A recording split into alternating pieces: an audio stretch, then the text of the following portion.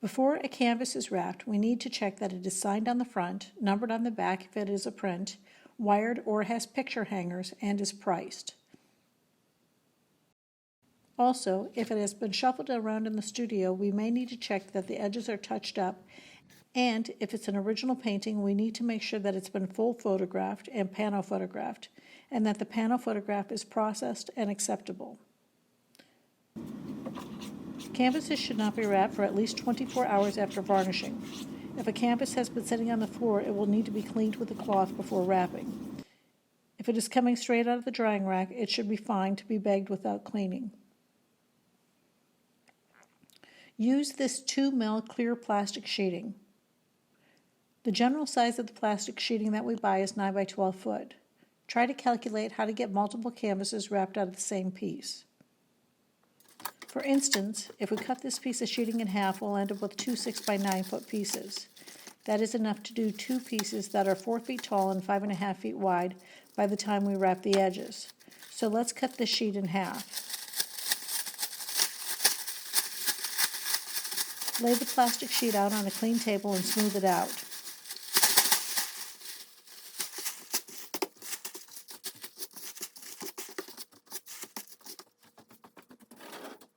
Place the canvas face down and wrap completely.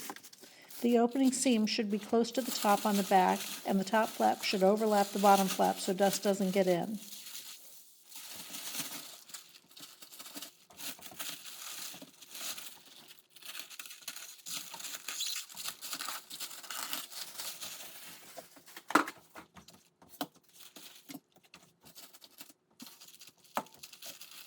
The reason we do this is so we can open it easily and retape it without destroying the plastic sheeting. Sometimes we may need to unwrap and rewrap a particular canvas up to 10 times. This is why it's important to use as few strips of tape as possible. When we need to open the canvas, we just cut these 4 pieces of tape, and then when we need to reseal it, we just tape over these 4 pieces.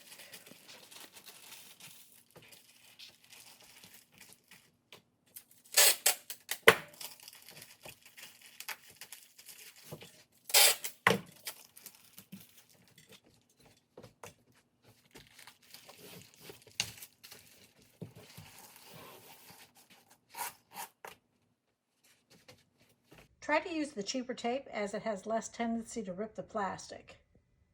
So that would be the one on the right. You can usually tell by the thickness of the tape itself. It is important not to double up on the plastic in the front of the artwork so the customers will be able to see the artwork through the plastic. Also, it is important that no tape touches the painting. It can pull the ink off the canvas. In addition, we do not tape the plastic directly to the wood. After time, it can leave a sticky residue and pull up the wood. For some medium-sized and smaller canvases, we also use various size clear visqueen bags. For instance, we will use this bag on this particular print. We also tape the bags in the back to keep them tight to the canvas and prevent the canvas falling out of the bag.